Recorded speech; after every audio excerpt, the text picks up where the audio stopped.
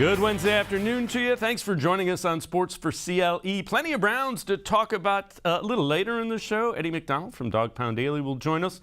Talk plenty about Baker Mayfield, where he may end up, Deshaun Watson, what the offense might look like. We begin by talking Browns as well. Yesterday evening, to wrap up the owners' meeting, a question and answer session with Roger Goodell, the commissioner of the NFL. He talked about the Deshaun Watson situation. I think we were very clear over last year that the civil cases were in play over the last year also. The only thing that's changed is the criminal element has been at least resolved. And that was an important element in the context of the commissioner exempt that we discussed with our Players Association. So that was an important, if the criminal had proceeded, that would more likely have triggered a commissioner exempt. I think at this point, a civil case in and of itself would not do that. If there's a violation of the personal conduct policy, that may trigger something, but that would more likely trigger some kind of discipline in some fashion. Let's welcome in Jeff Risdon from BrownsWire.com. And Jeff, so what he's saying is commissioner's exempt list not likely, suspension very possible if they find out coming through that civil litigation code of conduct has been violated. The other thing to keep in mind that we've been reminded repeatedly, Roger Goodell is no longer the person that decides that solely. It is a kind of a joint venture, and the lead on it is a lady. So all those will factor into any type of punishment that is handed down for Deshaun Watson. Yeah, it definitely keeps spiraling into different directions. It's hard to keep track. I was pleased that Goodell did acknowledge that he's not going to put him on the commissioner's exempt list. I think that's an important state. That's something that the Texans desperately wanted him to do last year. Then they wouldn't have had to pay him, and they wouldn't have had to have him sit as a roster spot. So that's at least consistent behavior out of the commissioner. It does leave it up, though, that now it sure looks like it's going to be a suspension. How long, how much wiggle room there is with an appeal, if they suspend him for 10 games and he appeals it down to 8 or 6 or something like that. That seems to be the generally accepted guide parameters that I think we're looking at. But it could be less than that. If he winds up being exonerated in the civil cases, they don't find enough in there that indicates that he clearly and unequivocally violated the personal code of conduct, then he could get by with just a couple of games of suspension or not even a suspension at all, although that seems really unlikely at this point. But yeah, there's a lot of legalese that's going on. I think Goodell did a pretty good job of covering bases without going into any depth on it. And that's something that he's become quite good at as the commissioner. That's something that probably he doesn't get enough credit for. It's maddening for those of us who have to cover it, but he's learned to be a pretty good diplomat on that front. And the other thing that's important to note, it will be the NFL Players Association and the league kind of coming together with a joint commission, if you will, to decide what the final resolution is in terms of suspension, no suspension, that kind of thing. All right, some other things that came out of that league meeting. Andrew Berry's comments on Baker Mayfield. And as we look at it, at the quarterback room, we have 3 good players at the most important position in sports. That's not to say there aren't things we're going to work through over the course of the next several months, but I don't view it as a bad situation at all. We feel like we have 3 good ones. A lot of teams are still looking for one guy. So you don't mind depth in there. We'll keep taking it as it goes. So the 3 good ones would be Deshaun Watson, Jacoby Brissett, and Baker Mayfield. Andrew Berry has to say that, doesn't he? Yeah, absolutely. His glass is half full and overflowing at the same time there. That's a very optimistic read on the situation. Obviously, they don't think that Baker Mayfield is good enough because that's why they went out and traded for Deshaun Watson and are going through all this that we just talked about. They wouldn't do that if Baker Mayfield was a good enough quarterback in their eyes. So it's clear that he's trying to keep it as simpatico as he can to try to keep some trade interest out there. He does correctly point out that there are teams that don't have one quarterback that's as good as any of the 3 that are in Cleveland right now. One of those happens to be division rival in Pittsburgh. And that's certainly a potential landing spot for Baker, as much as Steelers fans would cringe at that, and as much as a lot of us in Browns Nation would kind of laugh at that. But look, he's got to keep the market high, and you know, get whatever you can out of Baker Mayfield. It's clear that he cannot stay on this football team. I can't imagine Baker Mayfield handling that well. I can't imagine that going well. You just don't need that. That with all the headaches that they're going through with Deshaun Watson, they don't need another one with Baker Mayfield. The sooner that comes to resolution, the better, with the understanding that it might not end as soon as we all would like it to, or as Baker would like it to. But yeah, and then, look, Jacoby Brissett, perfectly fine number 2 quarterback if your number 1 plays all the time. This is not a guy that you want seeing the field on an extended basis. He's not as good, for my money, as Tyrod Taylor has been in that same role. So I'm not buying what Andrew Berry is selling there. By the way, it is Andrew Berry's 35th birthday today. Happy birthday, Andrew Berry. And blow those candles out on Baker as soon as you can. All right. Time for us to head to the voicemail of Truth and Reason in this one about what the Browns offense will look like with Deshaun Watson. Hi, this is Kelly from Olmsted Township. My question is, do you think Kevin Stefanski will call RPOs now that Watson's the quarterback, now that Deshaun Watson? I didn't see any called with Baker Mayfield. I saw one play that may have resembled a RPO when Baker went to hand off and then he kept the ball and ran, and it looked like a broken play. But do you think you'll allow Deshaun Watson to call RPOs, give him the option of run or pass? And I also wonder if Baker Mayfield none of those plays were called RPOs. I wonder if that was because of the scheme, because of the offensive style that Stefanski wanted, or was it Baker's skill set that Stefanski didn't have confidence in? Thanks. All right. So, Jeff, I'll let you answer that. I have a couple thoughts, but your thoughts on that. Yeah, it's a very good question, and a couple of good points that he made in there, too.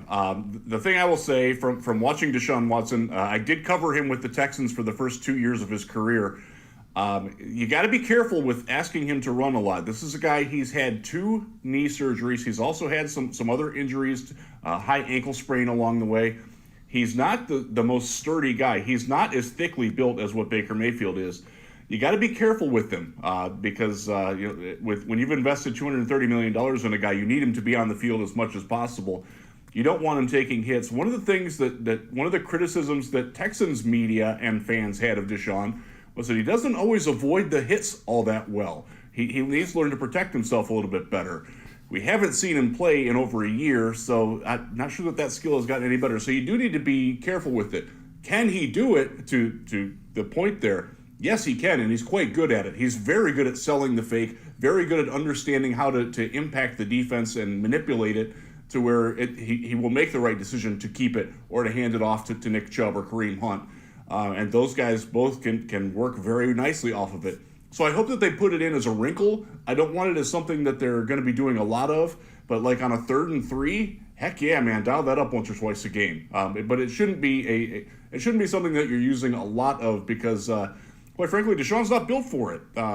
Even though he's good at it, it's not something that you want to risk on an excessive basis. But as far as using Baker in that role, and whether it was schematic or Baker, I'm going to lean more on the scheme. I don't think that's something that Kevin Stefanski really wanted to do a lot of. I also don't think that's necessarily something that Baker's good at. Yes, he's very good at the play-action fake and the rollout, the bootleg, that type of thing. As far as a designed runner, that's not Baker's strength, and I think Stefanski knew that, and I also think that he loves that passing game off of the option more than a run game. And that seems like something that's more Stefanski than Baker related, although Baker's skills probably play into that too. Yeah, the other thing I would say is a lot of times the run pass option you're throwing quickly over the middle. Baker's not tall enough to do that. You'd have to get him deeper, which is going to compromise the RPO just because of his size. Definitely. So that's the other thing I would say about that. But again, a great question. How do you think, you've seen Deshaun Watson, how does this offense look different with him at quarterback? It opens up the downfield, but more specifically the downfield middle of the field. That's where Deshaun is really good. He can hit the post route. He can hit the skinny post to a tight end. threw over the top very well when given time. He doesn't have as strong of an arm as Baker, but I do think that his downfield accuracy is a little bit better. I think his timing and coordination with receivers is something that's better. Baker tends to, one of the criticisms that gets, and by the way, correctly lobbed at Baker, is that he doesn't always release it. Like, he has to, doesn't necessarily trust that his receiver is going to do it. Deshaun will put it up there with the trust that his receiver is going to be where that ball needs to be. And that's something that he did very well in Houston with a variety of different receivers. He's also pretty, I don't want to say that he's much better at Baker at quick out timing routes, things like that. But I do think that, again, his trust in the receivers and his trust in the offense is a little bit higher than what Baker has showed it was, especially this last season, even before Baker got hurt. All right. Clear that the Browns have upgraded the passing game with Deshaun Watson and Amari Cooper. How do you think they fill out the wide receiver room? If I was going to give you the ability to go do that, who would you try to fill out the wide receiver room? Could be with a draft pick, could be with a free agent. You know, it's a great draft class. It's kind of top-heavy draft class, though. So if you're looking, you're going to get somebody at 44 or get somebody, with the next pick after that. I don't think you're going to find any great values late in the draft. But if you can get me a guy, free agency is a weird spot because a lot of the guys, the top names are all gone, other than Odell Beckham, Jarvis Landry, Antonio Brown. I don't think that we're all that interested in any of those guys. A guy like Cole Beasley would be wonderful. A smooth operator out of the slot. Still, he's 32, 33 years old. Still gets it done. Very edgy, good blocker, high attitude, high intensity. We've watched him play in Buffalo for years, in Dallas before that. Very effective. He's probably the best option that's out there. You can take a flyer on a guy like T.Y. Hilton that's still out there. But with your draft, a guy like Christian Watson from North Dakota State, who I don't think is going to be there at 44, but incredible physical specimen, has all the physical tools that you could want. Does have some problems with the drops and does have some problems with coming from a very run-heavy kind of primitive offense. But, man, if you're looking for potential, that's a guy that gets you very excited.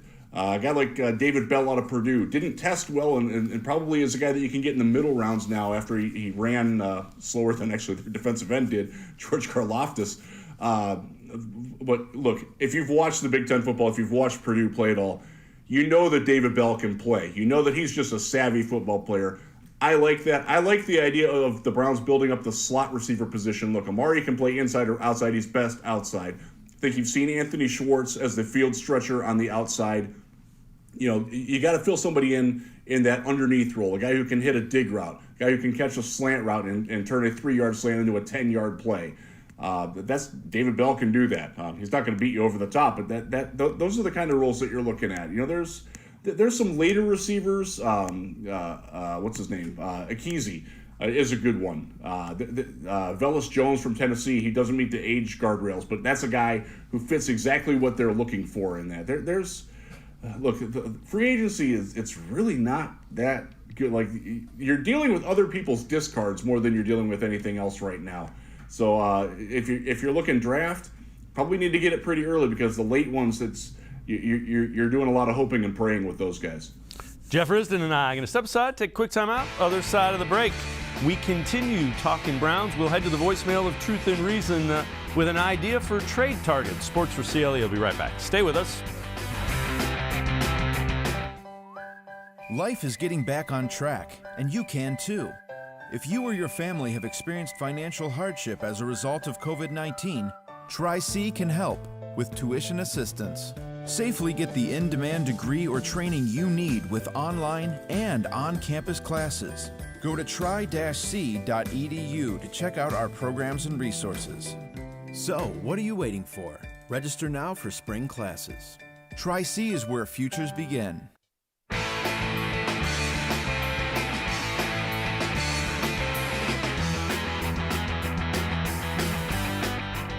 Time to head to the voicemail of Truth and Reason. This viewer has an idea for who the Browns should target.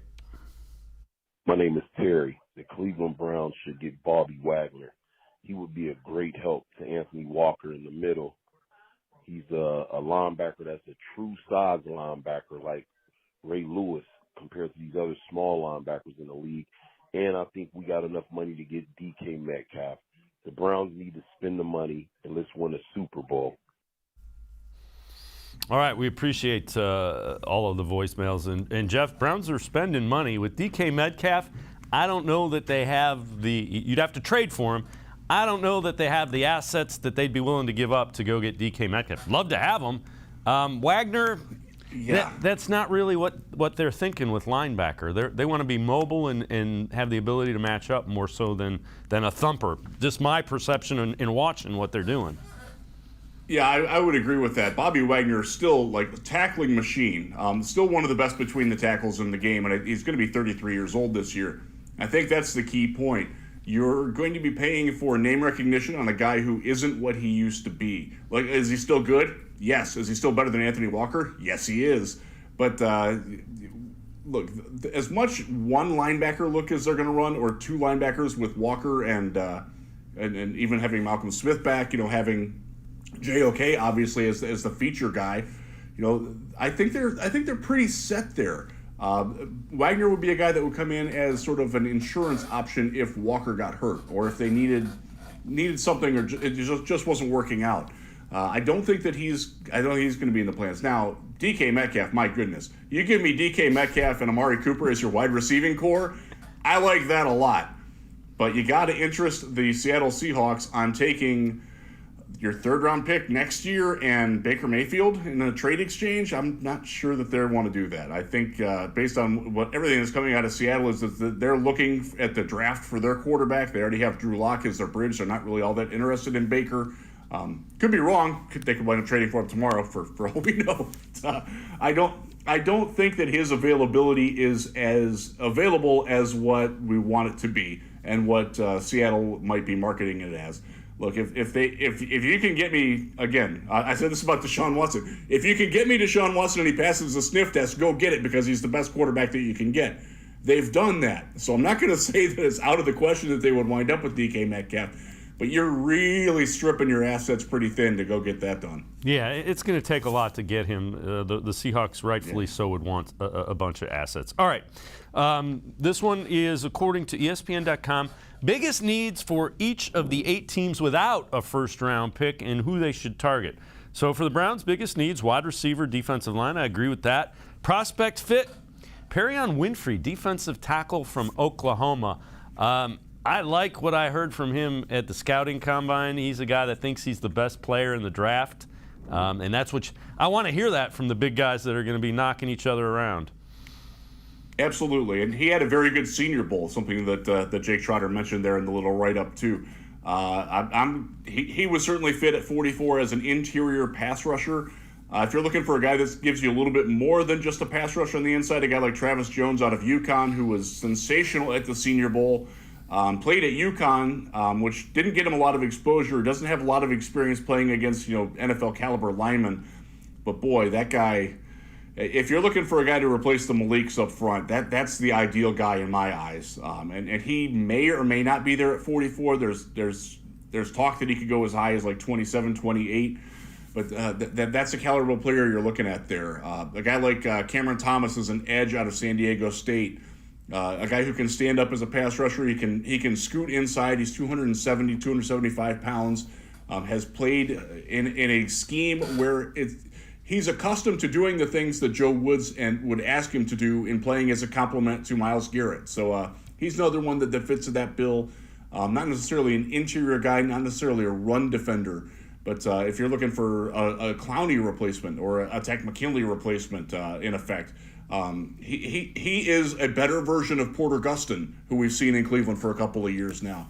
Much more fluidly athletic guy than that.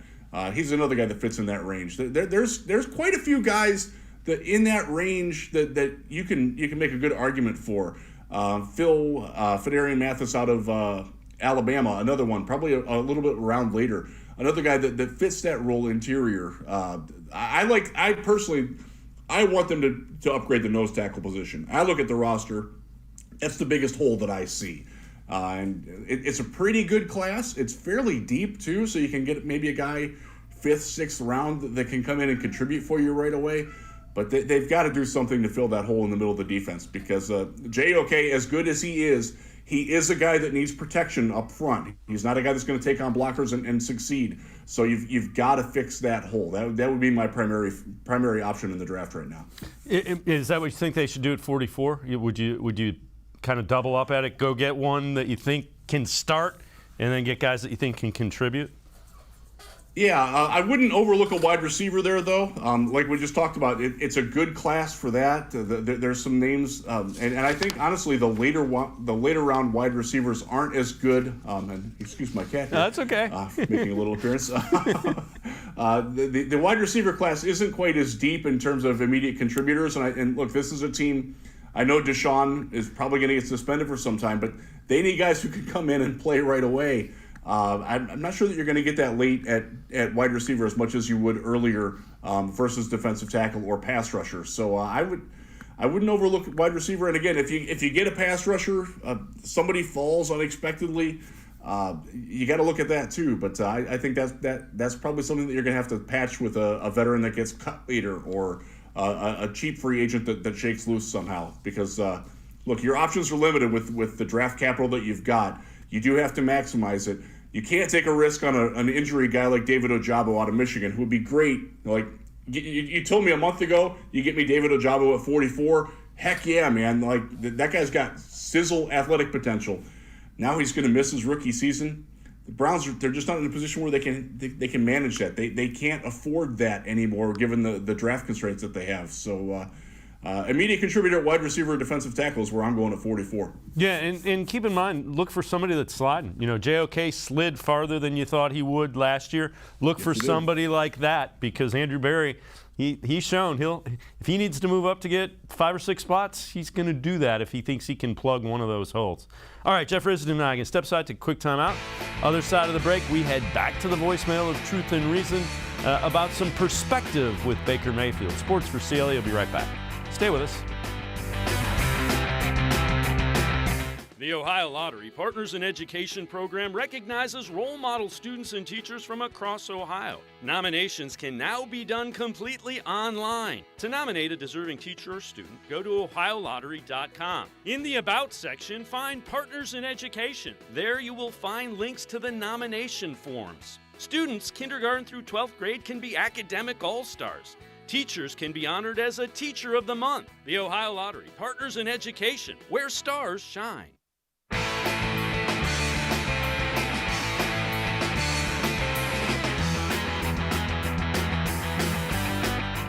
Time for us to head back to the voicemail of Truth and Reason. This one just about Baker Mayfield and some perspective with his play.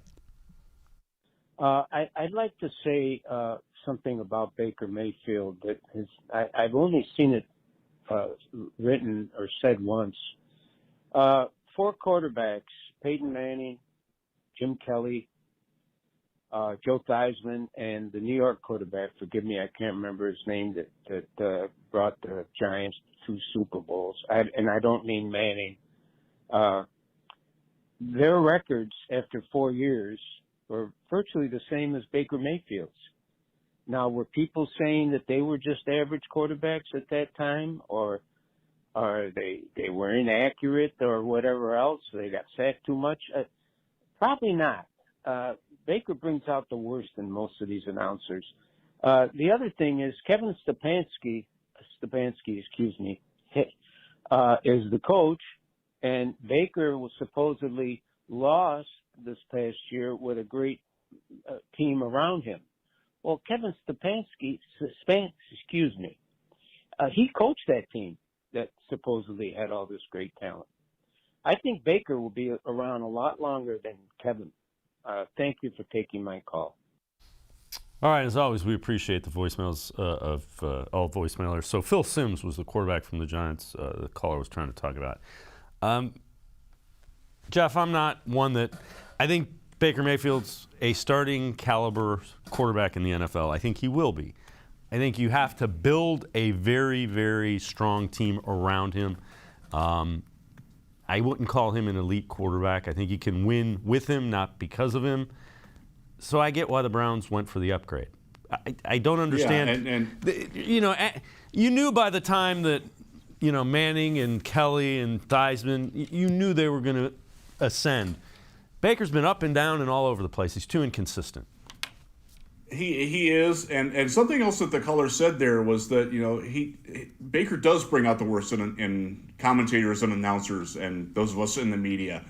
I think Baker likes it that way, though. That's a conscious choice by Baker Mayfield to be the way he is. That's how he thinks he thrives. He loves that chip on his shoulder. He loves to play that off.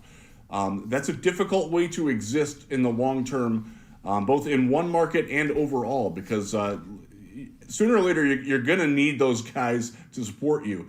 As much as we like to downplay the role of the media, even though we're in the media ourselves, there is some influence in how we shape things. And if you're constantly making it accusatory and negative and agitating at it, that's going to wear on your teammates from time to time. I saw that personally with another very good player in Detroit, and Ndamukong Suh was like that. He was somebody who always had to have that adversarial relationship, and it wore thin in the locker room as well, even though he was still a great player, a better player at defensive tackle than Baker Mayfield has been or ever will be at quarterback.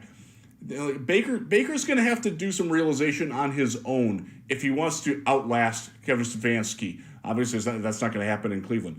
I'm with you, Dave. I think he is an NFL starting quarterback, and I do think that he can be a good one with a good team around him. I'm not going to take that 2020 season away from him. I'm not going to take that rookie season where he set the NFL record for rookie touchdown passes, despite the chaos that was going on around him. That guy can play. He deserves a starting spot in the NFL. It's going to be tough for him to find one this year. And Baker's going to have to make some changes to himself. He's going to have to realize that he can't continue being the same Baker that he is now if he wants to have that long-term success, because he's showing, look, if you can't get along with some of the guys that he's had in this locker room and on this team, it's not going to fly anywhere else either. He has to step up to that. Can he do it? Yes, he can. But it's incumbent upon him to realize that he needs to adapt and change as well if he wants to last and thrive. Yeah, and here's the thing. He's got that chip on his shoulder as being a walk-on. You're no longer a walk-on. You were the first pick in the draft. So that just doesn't, that no longer plays. Okay, you were a walk-on twice. Now you're the first pick in the draft. You got to act like it. All right, we're going to move on. First things first, Nick Wright talking about the Browns situation and how they dealt with the Baker Mayfield situation, and then Eric Mangini reacts to it. The Browns were out on they had won one game in 2 years. Then Baker gets there, raises them to the level of respectability to where Deshaun Watson wants to play for them. And now they won't let Baker go live his best life because they want to be able to get a conditional 5th-round pick. I think it's poor form. I don't like it, and I don't think it's the way you should treat people. So that's my answer. I think they're handling it very poorly. It's one of those situations where you're equating everything that the Browns have done in terms of their success to Baker, and I don't think that's true. I think there's two running backs that would argue that they've had a pretty significant impact on the success and failure of the organization over the past few years. And a defensive lineman and a coach and a general manager. I know everybody kind of equates it with Baker, and I get it. It's an important position. But I'm more towards the Eric Mangini camp, which I didn't know I'd say that, but I am. It's shocking that we're praising Eric Mangini on a Cleveland show, let me tell you. But he's absolutely right. How does Myles Garrett not come up in the conversation? How does Denzel Ward not come in the conversation? Jarvis Landry, even though he's no longer here, he certainly belongs in the conversation. Offensive line has been one of the best in the league for Baker's pretty much entire tenure, certainly for the last couple of seasons. It's not all Baker, and I think giving Baker all that credit that's a very dangerous way to go. Look, does Baker deserve some of the credit? Heck yeah, he does. He was good. He was an active participant and one of the key factors why the team had some success. But he wasn't the only reason. And to give him all that credit, look, quarterback wins is not a statistic. I press against that all the time when we're doing draft evaluations, when we're talking about quarterback success. Look, can a great quarterback create wins for his team? Yeah. Did Baker Mayfield do that in Cleveland? Maybe a little bit, but not to the level that Nick Wright has given him credit there. All right, so another kind of idea about this. So Tom Pelissero on the Rich Eisen show, just about where the whole Baker Mayfield situation has gone and kind of how it's gone dark for the Browns. Why would this be dormant right now? He's due $18.8 million fully guaranteed at a time that the Browns are not simply going to give him away, and they don't intend to release him, and there just aren't very many starting jobs available. So if he's going to be traded to, let's say, hypothetically, a Tampa, which, of course, may want a young guy to groom. They got Kyle Trask there, too, but maybe you're thinking ahead and you want the next guy behind Tom Brady. You're not going to take on Baker Mayfield, who right now would be making double what your starting quarterback, the greatest who's ever played, Tom Brady, is making. So you would need Cleveland to eat a chunk of that money. There's another thing by Dov Kleiman. Initially, Browns wanted at least a second-rounder and more for Baker Mayfield, refusing to take on the money and that contract. Again, also noted that some teams didn't believe Baker was a first-rounder in the 2018 when the draft, when the Browns made him number 1 overall. Now, that might be a little bit revisionist. I know a couple people had him rated as the 5th or 6th quarterback, but I don't know that he was outside of the first round. But it's interesting, when you think about it in the terms Tom Pelissero put it, he is going to be making twice what Tom Brady is making. That gives you a little bit of context. That tells you why it's tough to find a trade partner. The Browns may have to eat all of the contract to get rid of him, and that is hopefully something that they've pondered. Look, you might be able to find a team that's willing to take on $5 million, but asking a team now at this stage of free agency, at this stage in the quarterback carousel, to take on $18.8 million for 1 year with no guarantee that he's going to be there this year or the year after it. You're not going to franchise tag Baker Mayfield. That would pay him $37 million in 2023. That's not going to happen. So they're in a rough spot because of the timing of everything. I think Tom alluded to that. They're going to have to eat some money or make some concessions or just flat out cut him to get rid of him. And again, that's something that nobody wants, including Baker. You don't want the stigma of being released like that, although we were just talking about Baker and the chip on his shoulder. That might put the chip back up there a little bit. That might be something that he would benefit from. But, yeah, it's really hard to say, okay, here's $18.8 million. Well, that's more than Tom Brady's making. That's based on how Russell Wilson's contract is. That's more than he's going to make this year for Denver. That's a really tough sell for an opposing GM right now and an opposing fan base. And look, Baker's certainly polarizing. If you're trading him into somewhere, some of your fans are going to love it. Some of your fans are going to be like, please, what are you doing? And that's a headache that, quite frankly, a lot of organizations don't want at this point. Not when you've got a draft coming up. You can get a Malik Willis, you can get a Kenny Pickett, you can get a Matt Corral. All those guys have a lot less downside perceptive to the fans than what Baker Mayfield does right now. And the one thing is Andrew Berry may try to hold on to him and see if somebody gets hurt in training camp that makes it more palatable, somebody that's expecting to contend. That would be the long game is that. And can they do that? I don't know. I don't have to answer that question. It's a good thing. Yeah. That's a question. Yeah, it is a good thing because I don't want to have to answer that question. That's a dangerous game to play, and I'm not sure that Andrew Berry wants to play that, but he might have to. Look, it's not a good situation. I understand AB trying to make the best of it, but at some point something's going to have to happen, and quite frankly, I think the Browns are going to take something on the chin there that they don't want to take. But they knew that when they traded for Deshaun Watson. That's the cost of doing business to acquire Deshaun. Part of that is having to deal with the Baker mess, and I'm not sure that they've thought through fully before they did it what's going to happen with Baker, but it's something that look, we're going to be talking about it for a long time until it happens. It's going to be a topic on this show whenever we're talking Browns. That's just the nature of the beast. All right, another team that you're familiar with has a guy who drafted Baker Mayfield. So Lions, you also work for Lions Wire. Any chance John Dorsey comes in and says, Baker's my guy again? Boy, that has been a hot topic of conversation in Detroit. Let me tell you, there's dissatisfaction with Jared Goff as the starting quarterback. That's one of the reasons why there's a lot of people that think Malik Willis is going number 2. I don't think that at all, by the way. I think that's more media-driven than certainly Lions-driven. But where John Dorsey is at in Detroit, he is not the general manager. He is the advisor to the general manager, Brad Holmes. There are other people in the room that are also very actively involved in the decision-making process. That includes Ray Agnew as assistant vice president. It includes Chris Spielman, who is the special assistant to the owner, who definitely has some controlling say in the outcome of what's going to happen with that team. John Dorsey can love Baker all that he wants, and I still believe that he does, by the way. But look, the Lions are not in a position where they can take on an $18.8 million quarterback. Certainly nobody's taking Jared Goff in his $27.9 million contract. If you're having trouble unloading Baker Mayfield for that, imagine trying to take Jared Goff for $27.9 this year and that much next year as well. There's nobody that's going to take that. So the Lions, they simply can't absorb it.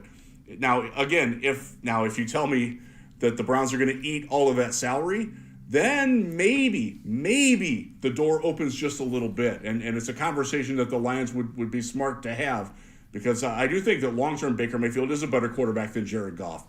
And I do think that long-term Baker Mayfield is better than any of the quarterbacks that are in this class, with the possible exception of Malik Willis breaking out and being something that he's never shown that he can be in game film at Liberty. But, man, that's a stretch right now. Jeff Risdon and I are going to step aside, take one more time out. Other side of the break, we head back to the voicemail of Truth and Reason. This one about an extension that this caller would like to see the Browns do quickly. Sports4CLE, I'll be right back. Stay with us. When it comes to selling you a mattress, most retailers are handing you a long line of extra steps that drive up costs and create confusion. At the Original Mattress Factory, we simplify the mattress shopping experience by building mattresses and box springs in our own local factories and selling them direct to you. It's short, sweet, and simply makes sense. So experience more than just the mattress store. Experience an original, the Original Mattress Factory.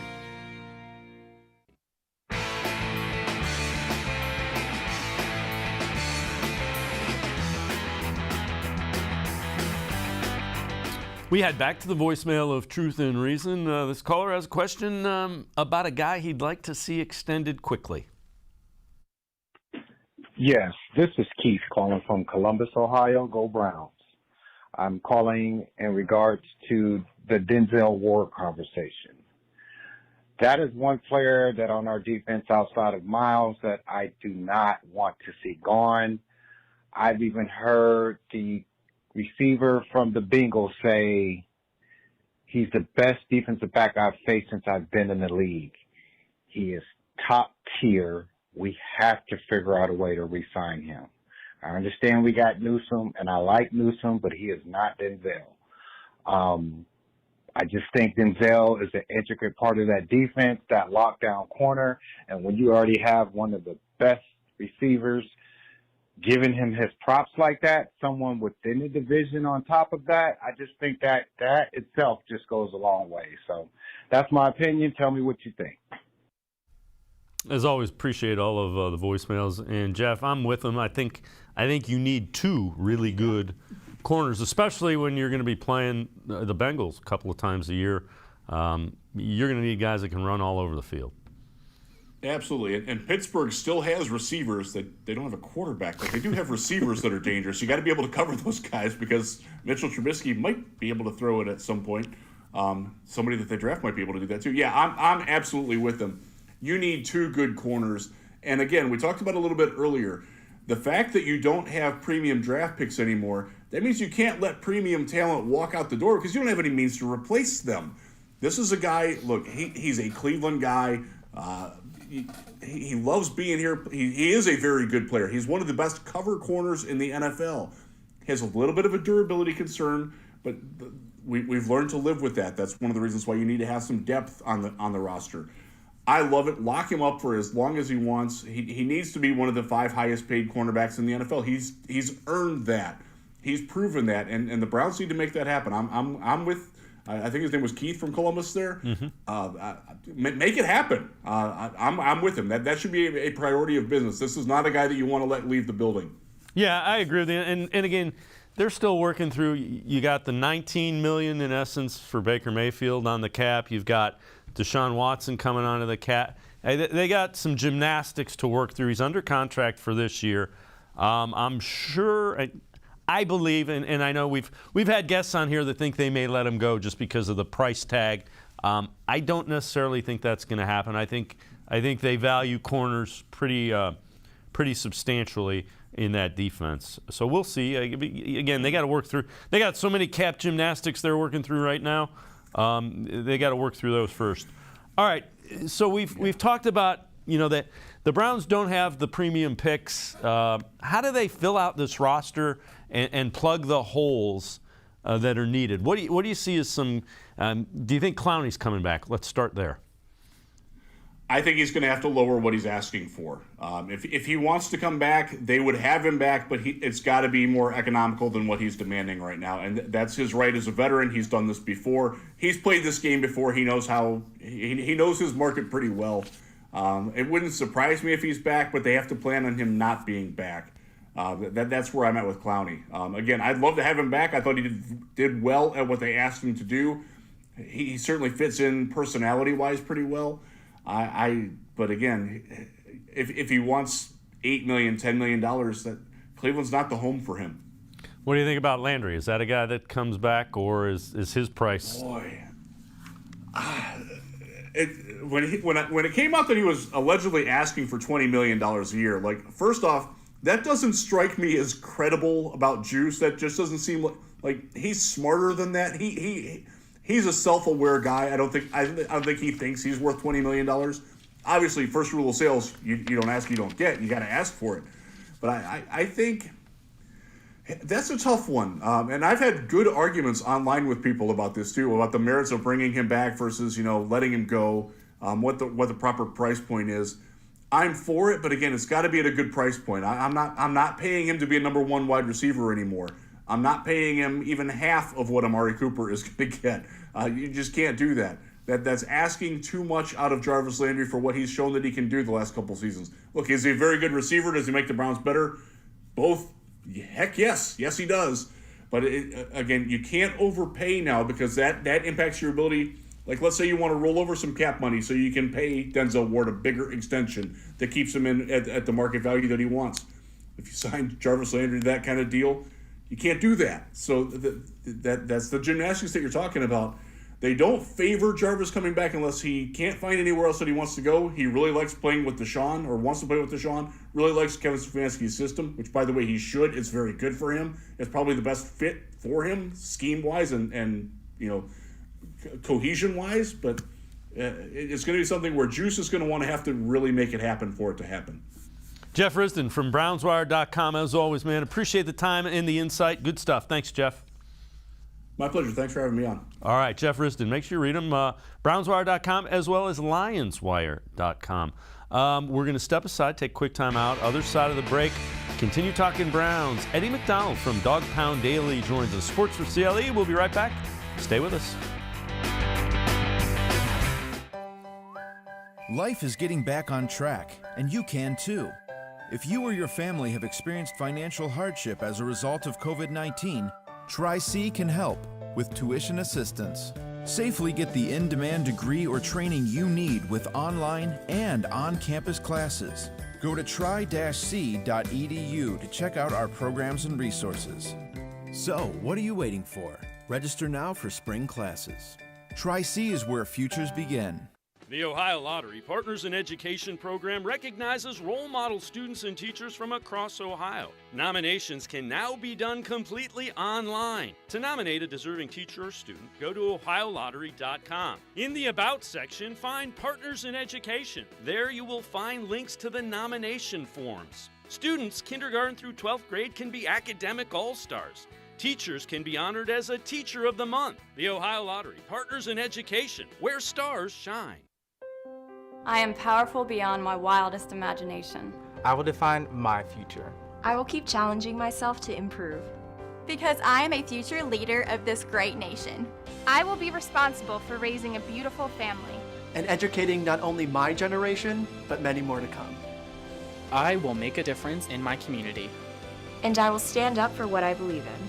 I will not settle for simply chasing my dreams. I will achieve them. Because I was given a chance. An opportunity.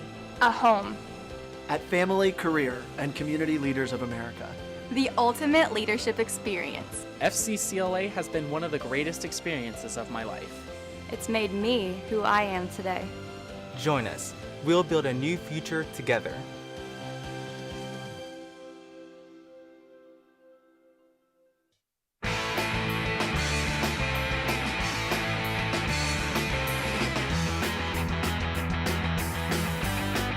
We continue talking Browns here on Sports4CLE. Time to head back to the voicemail of Truth and Reason. This one about the whole Deshaun Watson signing and contract. Comment on Deshaun Watson, the whole trade and his $230 million deal. Now, I think it's a great deal for the Browns because we're only looking at it in today's perspective. Look how much these QBs are getting paid. Look what Patty Mahomes, even look at what Joe Burrow or Justin Herbert's going to get within the next 3 to 4 years.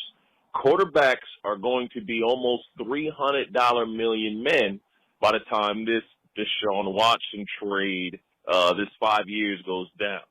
So getting the Browns, getting him for 5 years in his prime at $230 million guaranteed, you're going to see $250, $280, $300 million guaranteed from some of these newer quarterbacks in the next couple of years. Very smart move by the Browns. They lock him in at a great price. And once we get through all these allegations, we're going to be just fine. In 4 years, we're going to be seeing how smart of a man Andrew Berry is. As always, appreciate all of the voicemails. Let's welcome in Eddie McDonald. And Eddie, I agree with the caller, with the voicemailer. Quarterbacks are kind of like sports cars. Price of them is just going up and up and up, and it's going to keep going up because the salary cap's going to keep going up and up and up due to the broadcast revenue. You're going to have sports wagering revenue. It's just going to keep going up. Yeah, absolutely. I absolutely agree with what you just said and what the caller said. The price of a quarterback, there is really no price for one. You have to go out and have one. If you don't have a good quarterback, then you're not going to compete for the Super Bowl, and that's what the ultimate goal is. I don't know of any franchise, whether they're projected to be a top team like a Chiefs or if it's a Jaguars, I don't care who they are, they're going for the Super Bowl. And to have Deshaun Watson locked up for that money, they sort of set the market for others. And as Andrew Berry said, you can't think of competition when you do that, which I think this is a very smart move. And to have him for 5 years, and I don't care what the money is. It's not my money. I'm not, the one spending it. I'm happy we have him, and I'm happy we got him for this price because I think in the next 2, 3, 4 years, the price of that is going to be even more. So we're going to see quarterbacks close to $60 million. Yeah, I agree wholeheartedly. And again, Andrew Berry in the front office, a little bit ahead of the curve. We'll see how it plays out. But keep in mind, that NFL salary cap, it's based on the percentage of revenues that come into the league, and those are just going to keep going up. All right, you wrote an article. It's very interesting. 3 Browns benefit the most from the Deshaun Watson edition. I'll name off the guys. Take me through your thoughts. So it's Donovan Peoples-Jones, David Njoku, and then Nick Chubb and Kareem Hunt. So take us through those. Right. So the article was, 3 Browns players that benefit from this, but it's actually 4 because of Chubb and Hunt. But we'll start with Donovan Peoples-Jones. 3rd year coming in the league. Each year he has, the first year to second year, he made almost a 100% increase. And that's incredible. And that's with Baker Mayfield at quarterback. And now they have Deshaun Watson, who is leaps and bounds better than Baker Mayfield. And that's nothing against Baker. That's just the reality of it. But he is going to be able to be put in positions that there's a lot of times that he was open last year. And we saw that in the Odell Senior video. We saw Peoples-Jones open.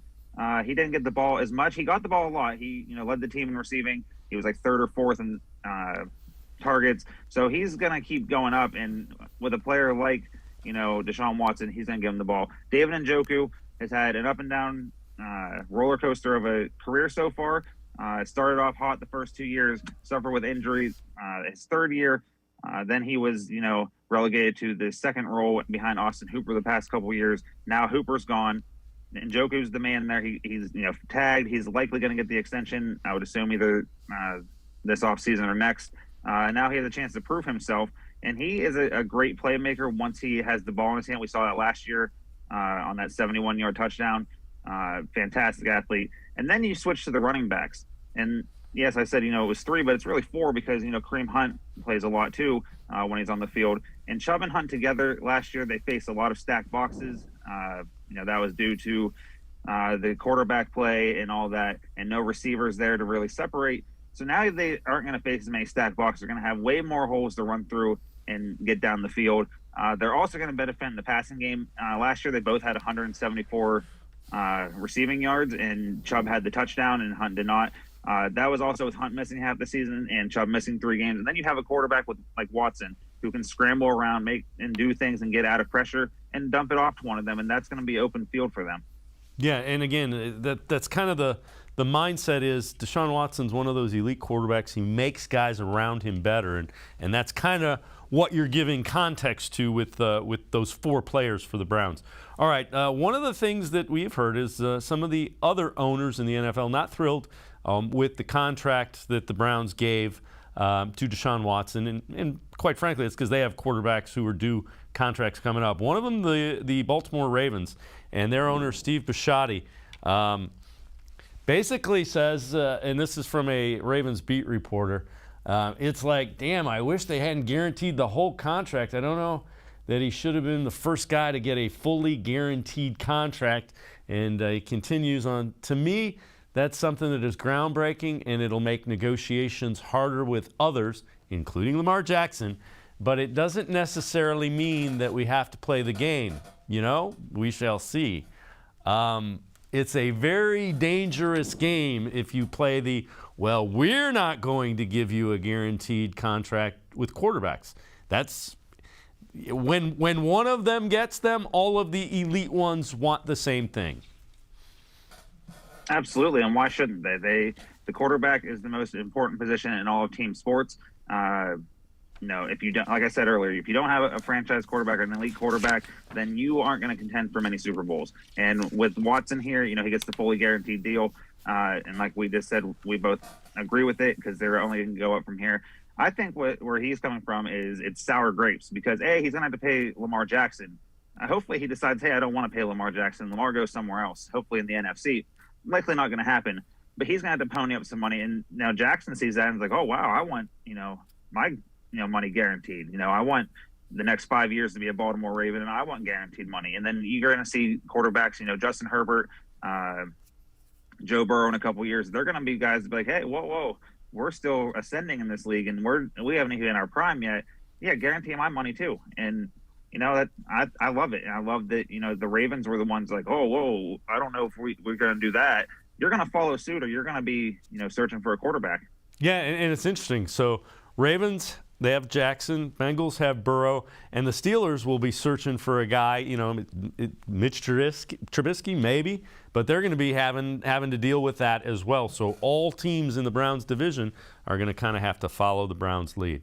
All right, Eddie McDonald and I are going to step aside, take a quick time out. Other side of the break, we head back to the voicemail of Truth and Reason. We'll talk a little bit about Baker Mayfield, where he may end up. Sports4CLE, we'll be right back. Stay with us. The Ohio Lottery Partners in Education program recognizes role model students and teachers from across Ohio. Nominations can now be done completely online. To nominate a deserving teacher or student, go to OhioLottery.com. In the About section, find Partners in Education. There you will find links to the nomination forms. Students kindergarten through 12th grade can be academic all-stars. Teachers can be honored as a Teacher of the Month. The Ohio Lottery Partners in Education, where stars shine.